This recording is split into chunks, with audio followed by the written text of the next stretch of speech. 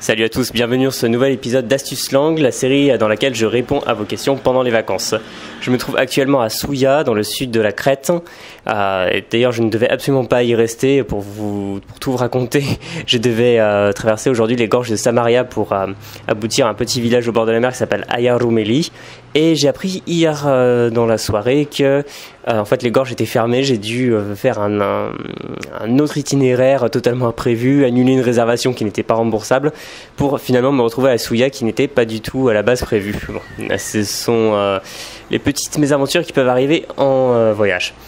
Aujourd'hui, je prends une question d'Adèle qui est très intéressante sur la motivation par rapport à l'apprentissage des langues. Plus précisément, comment conserver sa motivation quand notre raison initiale pour apprendre une langue devient obsolète ? Et ça, c'est une question en effet qui peut intéresser pas mal de monde parce que je travaille beaucoup sur la motivation. Pourquoi apprendre une langue ? Avec quelle motivation ? Parce que je considère que, d'accord, dans une langue, il y a des sonorités, de la phonétique, de la grammaire, du vocabulaire, c'est absolument essentiel.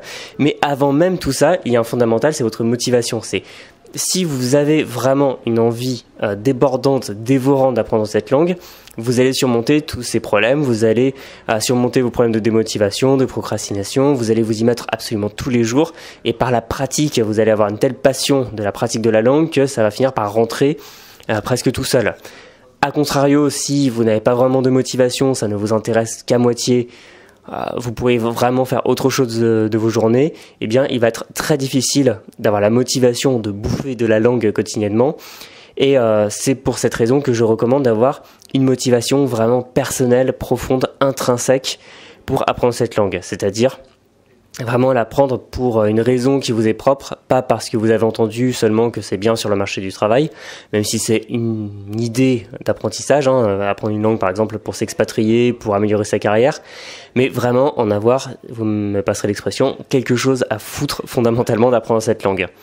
Et dans ton mail, Adèle, tu me donnes des exemples très précis, par exemple une rupture, et ça je l'ai déjà vu avec des gens, même des proches, qui voulaient apprendre la langue du conjoint ou de la conjointe, puis après rupture, moins d'intérêt personnel, plus de vacances dans le pays, plus de vacances chez la belle famille, et là on se dit qu'est-ce que je vais bien pouvoir faire de cette langue qui ne me sert à rien, qui ne me fait plus envie, et puis pire, qui me rappelle parfois une personne qui je ne suis plus. Par exemple des projets d'expatriation qui tombent à l'eau, ou alors j'ai déjà vu des personnes assez âgées qui me disaient bon maintenant j'ai moins de motivation parce que je suis malade et je ne peux plus aller dans ce pays. Bref, il peut y avoir des imprévus qui vont faire que votre motivation va s'effondrer. Ce que je vous invite à faire si vous avez un changement dans votre vie, c'est de prendre un moment et de réfléchir à vos sources de motivation, réfléchir à vos envies profondes d'apprendre cette langue. Et, même d'ailleurs si vous avez encore des raisons apparentes, solides d'apprendre une langue, je vous invite là aussi à le faire à différents moments de votre apprentissage. Parce que c'est une activité qui va vous occuper pendant des années, a priori, si vous voulez avoir un bon niveau. Et il peut être intéressant de réfléchir, de prendre un peu de recul et de vous rendre compte parfois que sans même vous en rendre, que vous l'ayez réalisé, vous avez changé d'envie fondamentale d'apprendre cette langue. Par exemple, on peut commencer, je sais pas, à apprendre le japonais pour les mangas et à la fin on peut se retrouver à le parler parce qu'on a des amis, voir quelqu'un au Japon. Bref. À chaque moment de votre apprentissage, à chaque temps important, surtout dans les moments de démotivation, les moments comme ça où il y a des moments de brisure comme ça dans votre vie, des moments où les choses se passent mal, eh bien, prenez un papier, prenez un crayon et demandez-vous pourquoi vous voulez apprendre cette langue. Et si vous ne trouvez plus de raison aussi forte qu'avant, par exemple pour un conjoint ou une conjointe, il faut peut-être accepter que vous allez mettre cette langue un peu au placard.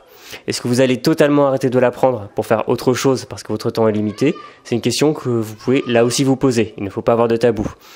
Si vous vous rendez compte que, eh bien, la connaître à un petit niveau, par exemple même un A2 pour les vacances, c'est suffisant, pourquoi pas ? Ce n'est pas honteux.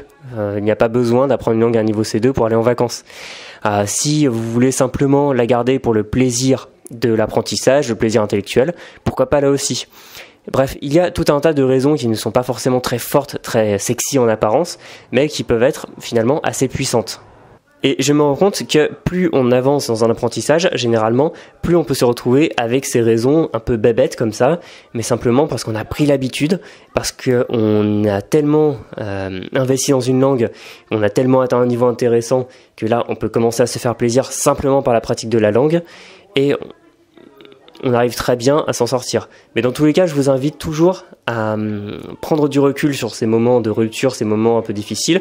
Vous pouvez par exemple vous planifier un voyage dans le pays, et là le fait de vous retrouver à l'intérieur, de vous retrouver dans le réel par rapport au pays et à cette langue, ça aide énormément. Par exemple, le fait de me trouver en Grèce, ça m'aide énormément à apprendre un démarrage sur les chapeaux de roue en Grèce, parce que j'entends plein de gens parler grec et j'aimerais bien comprendre ce que disent les gens, j'aimerais bien pouvoir m'exprimer dans toutes les situations.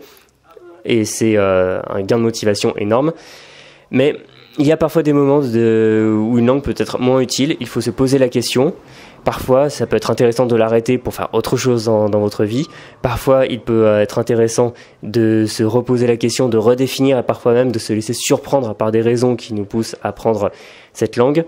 Bref, il n'y a pas de réponse toute faite pour se remotiver quand on a perdu une raison première, mais parfois on peut trouver des raisons secondes, des raisons auxquelles on ne s'attendait pas, et on trouve toujours, selon moi, de bonnes raisons d'apprendre une langue. Voilà. J'espère avoir répondu à ta question, Adèle, et si vous avez des questions, n'hésitez pas à les poser dans les commentaires de cette vidéo. Vous pouvez bien sûr vous abonner à cette chaîne pour voir d'autres vidéos d'astuces langues, mais d'autres vidéos aussi sur l'apprentissage des langues. Vous inscrire à mes contacts email privés en cliquant sur le lien dans la description pour recevoir votre mini-formation gratuite de 42 minutes, 25 techniques pour apprendre votre vocabulaire. Je vous dis à très bientôt dans un autre endroit en Grèce et bon apprentissage. Salut!